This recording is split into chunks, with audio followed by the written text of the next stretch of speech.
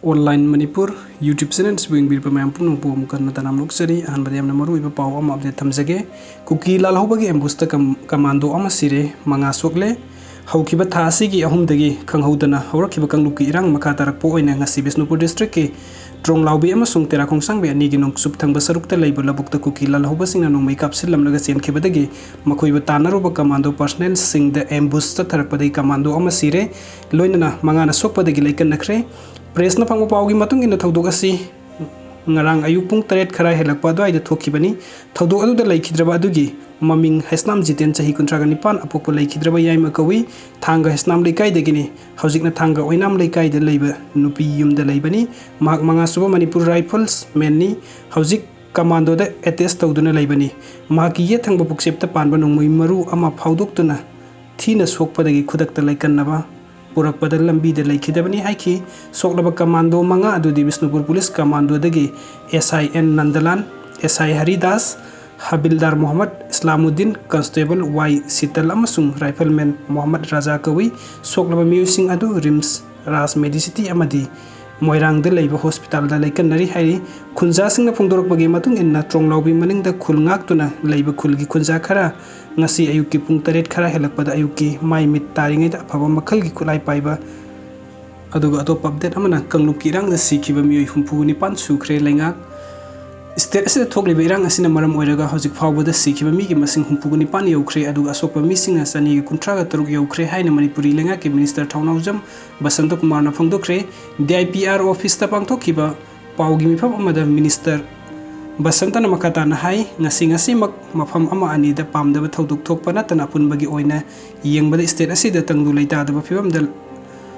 lagle state asida thokiba leibak thiba thauduk aduga mari leinana hojik phawbada FIR sahumga kunga mathoi register tawkibaga loinana mihat mipunga mari leinana miyoi kuntra amasu phagat pangamle Imphal East district ke Sagonam police station na konba utonglok koireng dagi khupngam koireng kauba miyoi ama Assam Rifles da Sagol mangdagi phagat kibaga loinana mangondagi 9mm pistol ga loinana 9mm gi maru mari amasu point kuntraga nithoi gi maru mari su phagat pangam khi haujik phawgi oina sikhiba mi gi masing humpu nipan amadi asokpa masing sani gi kuntraga taruk leibaga loinana tongan mafam singda mai thakiba gi case lising amaga chadret maudraga mari sure Indian Army Assam Rifles Central Armed Police Force amadi State Force na tongan ba mafam singda deploy tawduna irang laksin na bohonari hairibo forcing asi sing amasung tamga taina mafam singda su deploy tawri Assam Rifles amasung State Police na suspension of operations sugi camping amasung makhoi gi kulai sing inspection lab tana chathari loinana flag march chathari drone unidentified aerial vehicle amasung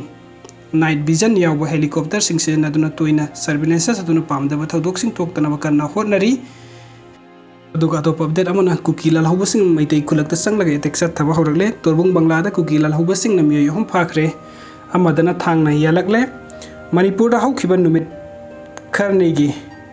mamangdagi hauna Kanglupkki rang thokraba tungda Kuki Lalhoubagi sing na state asigi tongan basing yofam sing da nongmai kapa madi yum kai mai thabagi thawung chathaba tanatna Surasanpur ga tainer be tampaki mafam pawbu attack satharagle Kuki Lalhoubagi sing ki satharaki ba attack saruk am oina ngasi Surasanpur amasung Bisnupur district ani gi lona bada leiba torbung bangla kuldagi miyoi hom phaduna pukre toina miyoi amadan thangna yalambadagi tamthina sokle thaudok asida soklaba miyoi adugi maming wangkhem mohan chahi nipugani thoi kawi mahak phupala makha lekai dagini loina Kuki Lalhoubagi sing na phakre hairiba miyoi sing aduna tera khongsang bidagi naurem prakash sahi kuntra humdoi apokpa Naurem Chawbal Torbung Bangladagi Thongam Siam Sahi Kuntraga Mari Apokpa Thongam Achaw amasung Tera Khongsang Bidagi Laichombam Sura Sahi Kungam Humdoi Apokpa Laikhidraba Laichombam Mohan Maitai Kawi Hairi Thaudok asida thangna yalakpadagi soklaba wangthem mohenna phongdorpagi matung inna ngasi yukpung mangaga makhairam taba matamda mahaki bolero pickup amada nupa taruk amadi nupi ama yaunu punna miyoi tarina torbung banglada leiba makhoigi mayumda sangduna pochai sing hondokna ba hona kibani thasi gi ahum amadi mari da thokiba yum mai thana ba amadi khana chainaba gi thaudok sing aduna maram oiraga torbung banglada leiramba miyoi sing manakna pokhul amadi relief camp sing sangjafam lawduna leiribani irang asi karma kai safare haina khalubadagi makhoigi yum aduda lehuri pochai kharada oirabasu lawthoknu na ba amadi kaida lehiba phawsing adu lawthokna ba changlubani adubu makhoine yum manungda changlaga phaw खाइरिङैदा युमगी मनाक नकपदा cookie लालहौबनी चिंगनबा मियोई खरा लाकपा उबदगी मखोई खरा BSF केम लेरिबा मफम अदुदा हंदोक्तुना थोरकी अदुबु Thongam SIAM अमदी लाइचुंबम Saraswati coat मनुंगदा लोटुना लेहौखी तुंगदा मोहेन मसामकना BSF ता पाउ Pirba मतुंगदा personal Kharga मफम अदुदा संगसिलुबदा coat मनुंगदा लेहौबा मियोई अनि अदु लैरमदबनी तुंगदा personal सिंगा लोइना महाका मियोई अनि दुबु थीबा चटखी मतम अदुदा लौबुक कताइना मफम अमदा कुकी लालहौबा खरा लेरंबा थेंगनबदगी BSF की ऑफिसर अदुना वरी सानरिङैदा मनाक्ता लाकपा तता दियाई अमदगी कुमथरकपा मियोई खरना महाकी मकोक्ता चैना कलकपा अमदी खुरगी सटोकलगा मखुत्ता यालकपदगी महाक सफागदब मफम येंगलगा चेंथोरकपदगी हिंगौबनी अमरोमदा थौदोक असिबु हक्थेंगना उहौबा नावरेम काइकु चहिगा तरागनि पाना पोकपा मोइरांग निंगथौ कौबा तोरबुंग बांग्लादगी मियोई अमना फोंदोरपगी मतुंगिना महाक अमदी महाकी मरुप अनिगा लोइना मखोइसु तोरबुंग बांग्लादा लैबा मसागी मयुमदगी पोचैसिंग लौथोकपा चलुबनी हाइरि वीडियो सिंग बिबगिदमक्ता मैम पुनम पोमुकान तगचरी अनुभव अपडेट किदमक्ता नुक्सिबिदन चैनल सब्सक्राइब तौबिरमु थैंक यू सो मच।